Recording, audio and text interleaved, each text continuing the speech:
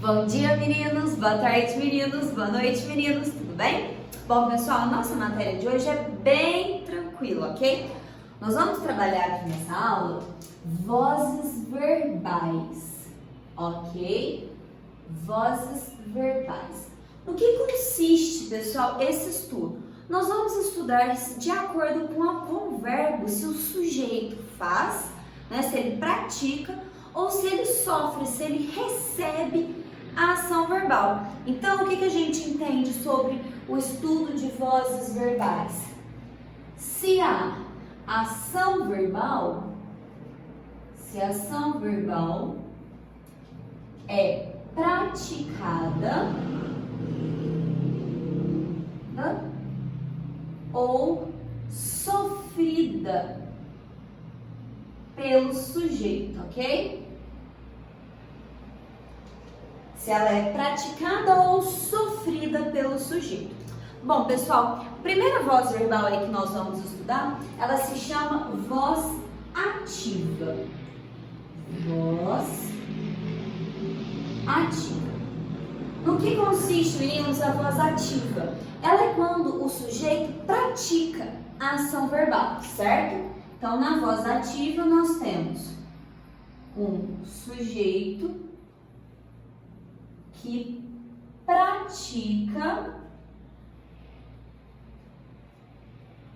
a ação verbal. Esse sujeito que pratica a ação verbal, nós vamos chamar aqui nesse estudo de sujeito agente. Esse agente, pessoal, se escreve junto porque ele vem de agir, ok? Que o sujeito, ele age, ele faz. Um exemplo de oração na voz ativa é essa.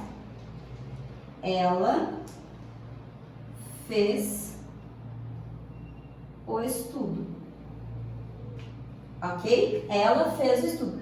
Quem, pessoal, quem fez o estudo? Ela, muito bem. Então, ela é o meu sujeito. Beleza, eu já encontrei o sujeito. Eu perguntei quem para o verbo. A resposta desse verbo foi o meu sujeito.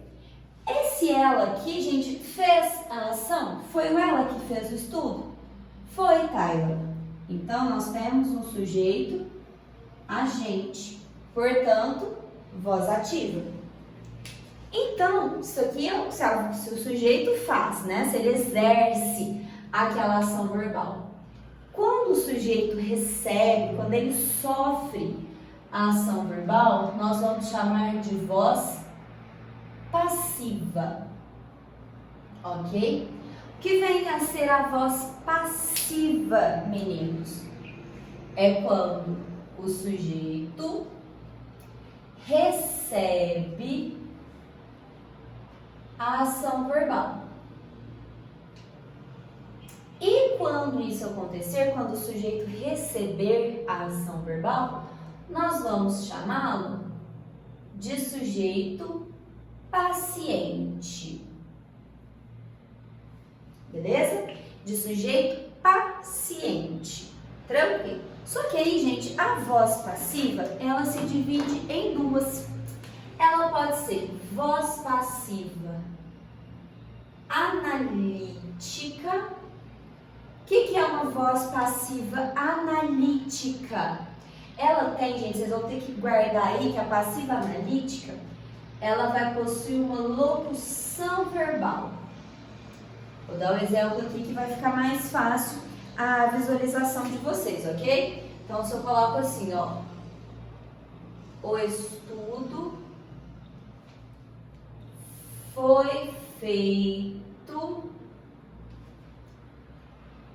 por ela, ok? O estudo foi feito por ela. Vamos aqui. Quem foi feito por ela? O estudo, ok? Isso aqui é meu sujeito. Esse sujeito fez a ação ou ele sofreu? Ele sofreu, né? Alguém que fez esse estudo, não foi ele que se fez. Então, eu tenho um sujeito paciente. Por que é voz passiva analítica? Eu tenho aqui, ó, no foi feito, uma locução verbal. E ainda, gente, nessa oração aqui eu tenho um item a mais, que é esse por ela. Concordam comigo que esse por ela que fez a ação dessa voz passiva? Não foi ele que agiu? Então, isso aqui nós vamos chamar, pessoal, de agente da passiva. Por que agente? Porque é esse termo que está agindo. E por que da passiva? Porque é voz passiva, uma vez que o sujeito recebe a ação.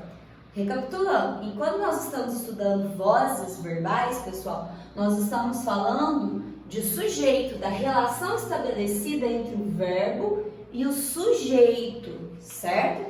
Bom, mas eu falei para vocês que a passiva se divide em duas: passiva analítica e passiva sintética. Qual que é a diferença? Enquanto a passiva analítica ela possui uma locução verbal, a passiva sintética ou ela vai possuir um verbo transitivo direto ou um verbo transitivo direto e indireto, mais pronome apassivador ser, mais o sujeito. Vixe, Taylor, como assim? Se eu coloco para vocês assim, ó, fez-se o estudo. O que aconteceu aqui? Eu tenho o verbo fazer, que é um verbo transitivo direto. Recapitulando aí rapidinho, verbo transitivo direto é aquele que precisa de um complemento sem preposição. Quem faz alguma coisa, certo? Eu tenho um pronome apassivador e eu tenho esse elemento aqui que é o meu sujeito da passiva. Tá, por que isso aqui é o sujeito? Olha essa passiva sintética na forma analítica. O estudo foi feito. Quem foi feito? Certo? Esse daqui é um sujeito paciente. Ok? Ele não faz a ação verbal, ele recebe a ação verbal. Então, qual que é essa estrutura? Verbo transitivo direto, apóstrofe C, né? Pronome passivador C e sujeito. Vocês se lembram que o sujeito sempre deve, né? Na verdade, o verbo sempre deve concordar com o sujeito? Eu acredito que vocês já devam ter se deparado várias vezes com essa oração aqui, ó. Aluga-se casas. Quem aluga, aluga alguma coisa, né? Aluga o quê? Verbo transitivo direto, pronome passivador e sujeito. Só que aí a gente tem um problema, meninos. Qual que é esse problema? O meu sujeito aqui, ele está no plural. O verbo não tem que concordar e esse verbo está no singular. Então, o que eu tenho que fazer com essa estrutura aqui, pessoal? Vamos fazer aqui para ficar bonitinho. O verbo tem que ir para o plural. Exatamente. Então, alugam-se casas. Certo? Porque o meu verbo concorda com o meu sujeito. Tá bom?